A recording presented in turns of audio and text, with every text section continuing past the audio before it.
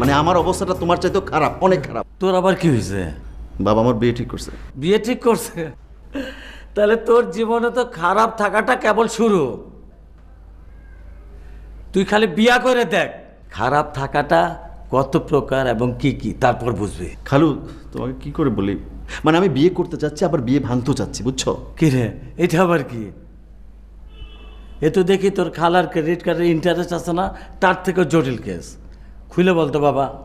খালু শোনো, আমি একটা মেয়েকে পছন্দ করি কিন্তু বাবাকে বলতে পারছি না। আমি যে মেয়েটাকে পছন্দ করি আমি তাকে বিয়ে করতে চাই, বাবাকে কিছুতেই বলতে পারছি না। বাবা অন্য একটা মেয়ের সঙ্গে আমার বিয়ে ঠিক করে ফেলেছে, আমি ওই মেয়েকে বিয়ে করব না।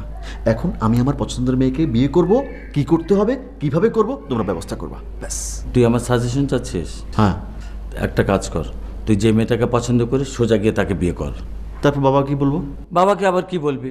তোর বাবা যে মেয়েটাকেও পছন্দ করে তাকেও আবার বিয়ে কর। আর তোর খালা উনি যদি কোনো মেয়ে পছন্দ করে থাকে তাকেও বিয়ে করবি। এই, তুমি ওকে কি বললে?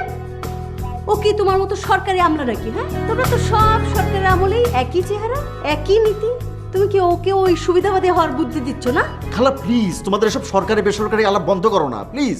আমার কথাটা শোনো, আমার সমস্যার কথাটা শোনো, আমার সমস্যার একটা সমাধান দাও প্লিজ। বাবা তুই মাথা ঠান্ডা কর, তোর সমস্যাটা বল। কবে আর বলবো আমি বুঝতে পারছি না। খালাকে বলছি, তোমাকে বলছি, আবার বলবো। আমি আমার পছন্দের মেয়েকে বিয়ে করতে চাই কিন্তু বাবা আমার পছন্দের মেয়ের সঙ্গে আমাকে বিয়ে দেবে না, তার পছন্দের মেয়েকে আমাকে বিয়ে করতে হবে। এখন তোমরা সবাই আমার সঙ্গে রাজশাহী যাবে, রাজশাহী গিয়ে বাবাকে বুঝিয়ে বলবে বাবার পছন্দের মেয়ের সঙ্গে আমার বিয়ে ক্যান্সেল করবে, আমার পছন্দের মেয়ের সঙ্গে আমার বিয়ের ব্যবস্থা করে দেবে। এটা হলো আমার কথা, বুঝছো? এটা কোনো সমস্যা হলো নাকি? কোনো সমস্যা না, তুই মাথা ঠান্ডা কর। কালকে সকালে আমার অফিসে চলে আসবি।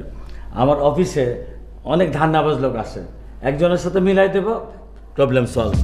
আরে পচা গমের গন্ধে কি রাসেল সারা দেশ সরাই যাইতে আছে। তুমি এই পচা গন্ধের মতো নাক ঢুকাইতে যাও কেন? এ রাসেল সারেও কয় কি মুই নাক দিমু কে সার? নাক তো মুই দি নাই সার, নাক দেশে সাংবাদিক। সাংবাদিকরা গন্ধ হতে হতে দুজন অনেক চলিয়ে আসছে। এই পচা সাংবাদিকেরা স্যার টেলিভিশনের কথা, স্যার ওই যে টেলিভিশন চ্যানেলের কথা বলতে আছে, ইলেকট্রনিক মিডিয়া। স্যার ইলেকট্রনিক মিডিয়ার যে ক্যামেরা 200 300 400 হাজির হয়ে গেছে। এবার পচা গম কোনখানে পাইছেন, কেন পেয়েছেন? ফালতু পেঁচাল পারো। মিডিয়া অনেক দেখছি, অনেক চ্যানেল দেখছি, পত্রিকা দেখছি। ওদের কাজ নাই তোমার গমের পিছনে লাগবে। ওই মিডিয়া চ্যানেল ওগুলি কে গোনে, ওগুলি আমি পাত্তা দেই না। কামের আলাপ করো তুমি। স্যার আরে জয়, আছো আছো, ভিতরে বসো। খালু মানে তুমি কি ব্যস্ত আছো? অফিসে কিসের ব্যস্ততা রে? অফিসে এসির মধ্যে গল্প গুজব, রিল্যাক্স করা, বুঝছিস, আর খাওয়া দাওয়া। আমার ব্যস্ততা সব বাসায়, তাহার বাড়িতে গেলে ওর খালার দৌড়ানি। বল। আমি তো একটা কাজে আসছি তোমার কাছে।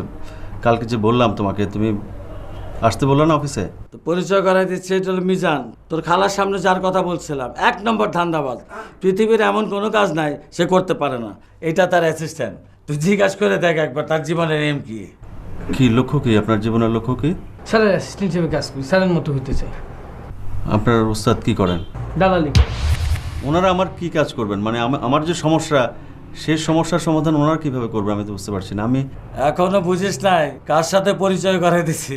বড় বড় লোকগুলি ধরা খায়, এই এরা উদ্ধার করে দেয়। বল কি খাবি? না আমি খাই আসছি, আমি খাবো না। আরে খায়া তো আমি আসছি, এরা আসছে, এখানে খাবি, অসুবিধা নাই। সরকারি পয়সায় খাবি, কিসের অসুবিধা?